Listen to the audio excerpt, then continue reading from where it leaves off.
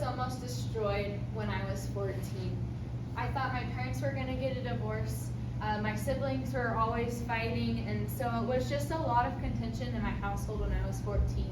And that was a very impressionable age where I just thought that that was the one thing that was supposed to be held together at that time when everything else in my life was changing. And you may be thinking, oh, maybe people just didn't get along, or there was just contention due to people falling out of love, or just sibling rivalries, just like normal families have. But our familial problems were actually due to pornography. Pornography, I believe, is the ultimate familial destroyer in a home for 3 reasons. So pornography desensitizes people. It allows for people to become completely desensitized to emotions, other people's emotions. It also creates marital problems. And then lastly, it also distorts relationships, especially with your own children. So I'll go into how pornography desensitizes people first. So just an alarming statistic to start things out, 46% of men and 16% of adult women view pornography daily. That is an addiction. That is a problem, because those images distort the brain. And so emotionally arousing images imprint and alter the brain, triggering an instant, involuntary, but lasting biochemical memory trail. And this next image depicts that a little bit. So up top, you'll see the healthy volunteer's brain. This is somebody that is not addicted to pornography, and they have this brain response when shown a pornographic image. Now, down below is the compulsive pornography user's brain. As you can see, this response is a lot different when shown a pornographic image. There's a lot more stimulus happening here, and that is the lasting biochemical memory trail that is being created because it is an addiction. And what's interesting is this is actually exactly what a cocaine user's brain looks like when shown cocaine. Exact same response. And so that is why pornography is so harmful. It is literally an addiction altering your brain. Another alarming statistic, so over the top 4 pornography sites, there's 11 billion visits per month. I don't know about you guys, but that's a lot of visits. That is more visits per month than Amazon gets, LinkedIn, YouTube, and one other. I'm forgetting it off the top of my head. But between those 4 combined, these 4 pornography sites get more visits a month. That is staggering. And so secondly, pornography creates marital problems. When asked by a bunch of women how they felt when they found out that their spouse was addicted to pornography, these are the feelings that they stated: betrayal, devastation, loss, mistrust, and anger. I don't know about you guys, but I would feel these exact same things. If I married somebody, I made these covenants with them and made these promises to stay with them forever and be there for them, and then I find out that they're cheating on me with pornographic images. And I know in my family that has affected my mother in the same way. I watched her go through all of these feelings, and it ultimately led to that feeling of, I want to get a divorce, because if your spouse isn't being faithful, then these emotions don't do well over a long period of time. So another problem with marriage with pornography is a lot of the pornography actually has a lot of violence in it.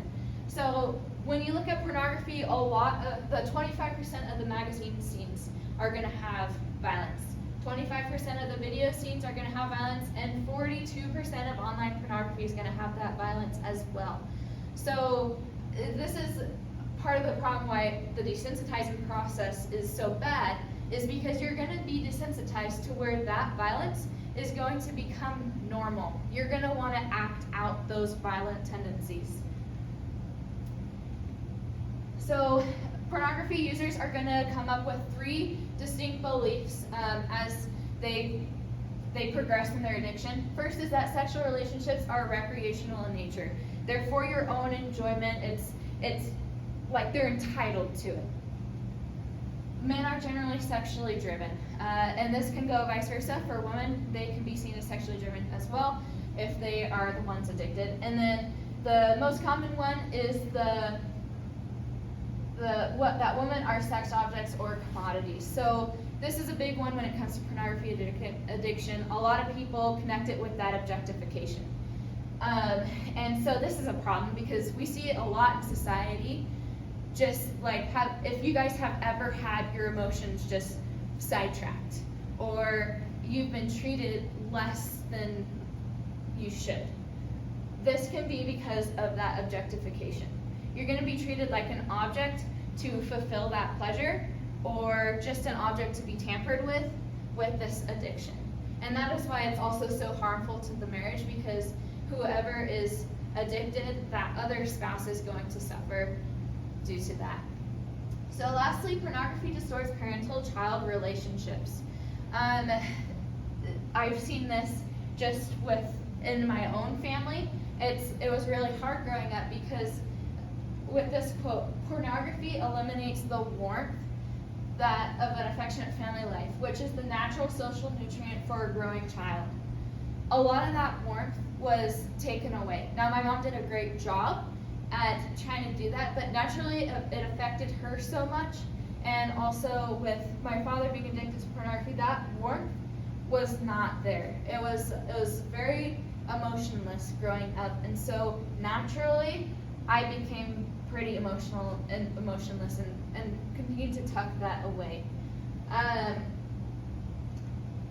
then, so with the desensitization process, pornography users are going to progress.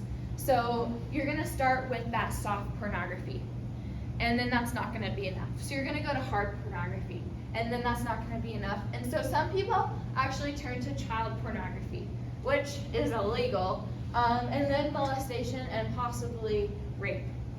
And so this is why it's so bad. Obviously, not all people that are addicted to pornography get to this point. My own family did not, thankfully, because we got help. But this is the trajectory. If people don't get help, they're going to eventually turn to those other extreme ways. And then, so of course, this comes as no surprise. If a child has a parent that is addicted to porn, they are most likely going to be addicted to pornography as well. Think about if your child walks in on you or your spouse looking at pornography, their whole sexual orientation as a child is completely altered. And that creates a lot of sexual confusion as a child, and so they're going to go then look for that sexual pleasure through those images or by doing those acts that the parent does as well. So why am I talking about this? What can we do about it? We need to destroy pornography before it destroys us. And I'm not talking about destroying it in general, because you're not going to be able to destroy it in this world. We're getting closer to the second coming. Satan's attacking the family. It's only going to get worse. So how do we take care of it within our own families? Download programs that will block that content on your TV shows if you choose to watch TV shows that have that kind of thing in it. Or don't watch those TV shows at all. Download programs that will block certain websites on your phone. Teach your children to avoid those images. If they walk past like a billboard that has pornography on it, teach them to look away. Obviously, this is going to be hard in this modern day world, but I know by doing so, it'll be so worth it, and it'll help save your family. Thank you, guys.